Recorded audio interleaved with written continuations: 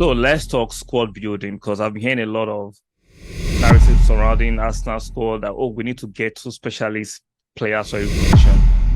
Now, we don't need that. All we need is quality players, at least 17 to 18 quality players that can play multiple positions at a high performance level. That's what you need. Man City is a case study. We've seen it from Man City. They don't have two specialist players for every position. They don't. They just have quality players that can play multiple positions at a high level. I don't understand why people can't say it. It's obviously there, but you don't want to see it. You're just going with your blinders on. You're still being the loudest in the room, even though your points are not making sense. Excuse me. Before I proceed in this video, make sure you stick a like on the video. Please, guys, I need your support on the likes. Please, please stick a like on the video. Right? I need to push this channel further than this. Please stick a like on the video, subscribe if you're not subscribed, and don't forget to turn on the notification bell. So let's continue to talk about the squad building.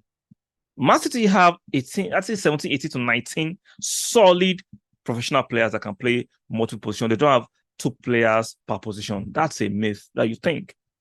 Look at Ruben Diaz. He can play as a right back, but even though primarily is a right center half. Stones, who we've seen play as a midfielder sometimes, auxiliary midfielder, is primarily a right-sided center half. You've seen him play as a right back. Same thing for Laporte. Laporte is a left-sided center half. We've seen him play as a left back. Akonji, same thing. Forwarding, playing multiple positions, 10, 8, right winger, inverted. Like, we've seen this, and yet we think Man City have two players per position. They do not. They just have high quality players. Even last season, we saw Bernardo Silva, who is a fantastic winger on the right, play as a 10, play as an 8. I was McGinn played, I think it was against Arsenal, as a left back. What does that tell you? And he played it at a high level. Alvarez, the deputy to the second striker to Holland, we've seen him play as a 10, play as a second striker, and can even play as a main striker. So this myth that Man City have two players per position is very, very false. Do your research, it's false. Now, let's take it home to Arsenal. I love the fact that Arteta is trying to do something similar.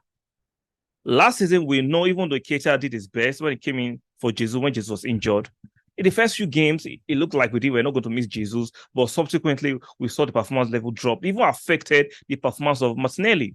Not because Keita is a bad player, but he's not as technically savvy or smart or a baller that can play across the front three, the way Jesus can do it. Jesus is dynamic. He can play across the front three. That's why when we brought in a Trossard who can do the same thing, it was easier for the performance level of Martinelli to go back to where it was before Jesus got injured.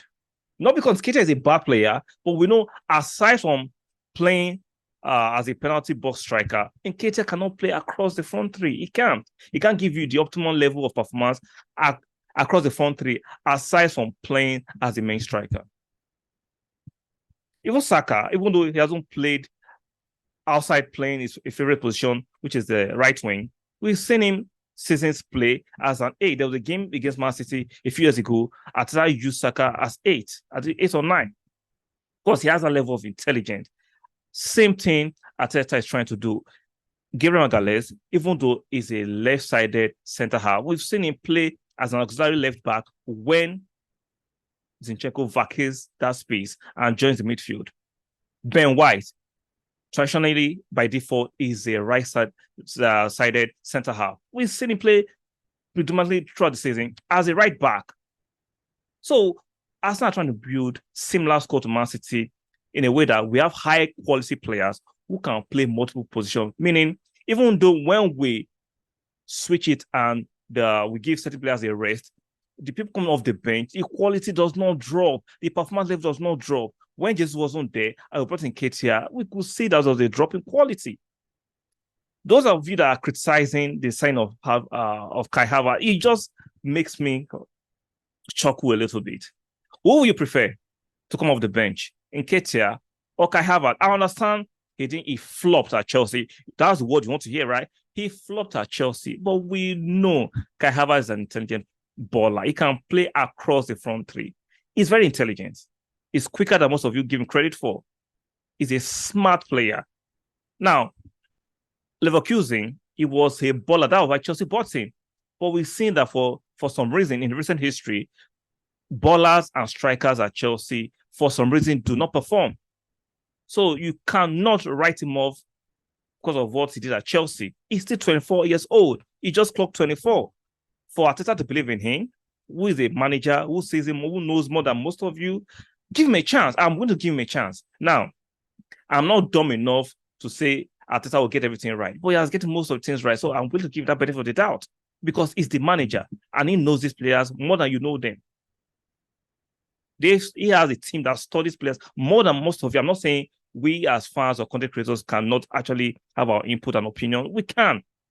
But sometimes if the managers are keen on certain players, give them that benefit of the doubt, regardless of what your personal opinions could be. I would prefer Kai Havertz coming off the bench than Nketiah. You know, I've supported Nketiah so long and I love him, but I prefer Kai Havertz coming off the bench. He's quicker, he's more dynamic. He has moments of brilliance in him compared to that of Nketiah. So I prefer that. And we know Rice, that hopefully the deal comes through. Rice can play as a 6, can play as an 8, effectively at a higher level. That is the dynamism Arsenal is trying to build their squad. Saliba, fantastic defender. I won't be surprised Saliba plays at the right back. We are building a squad kind of similar to Man City of high quality players who can play multiple positions, not just going to go and buy 2 players per position. That would be idiotic. Financially, it's exhaustive. In terms of team bonding and unity, it will cause some fouls in the squad once, because you don't want a player sitting on the bench for too long, because there's no how you can buy. We don't have the numbers to actually buy 2 high quality right backs or 2 high quality left backs. It's not possible. So if you have a better quality in one and it's playing all the time, and the second choice is not as good as that, you'll be tempted to continue to play the better right back or left back more often than none until it gets injured, which is not what we want. We saw how injury cost us last season because we're playing players too long.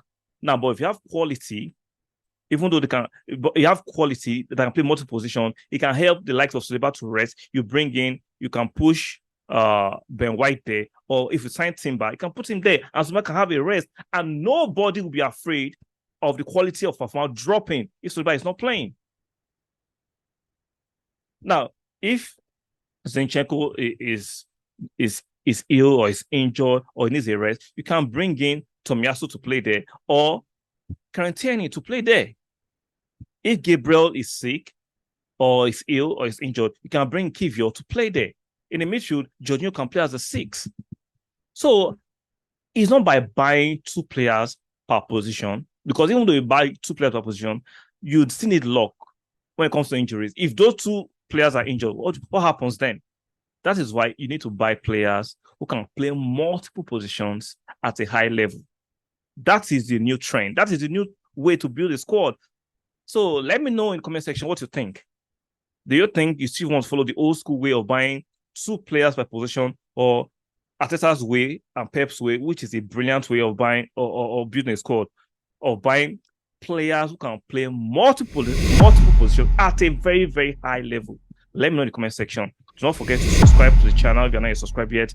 Make sure you stick a like, please, please, please. That's the most important thing. Stick a like on the video and make sure your notification bells are turned on. I'll see you guys on the next one.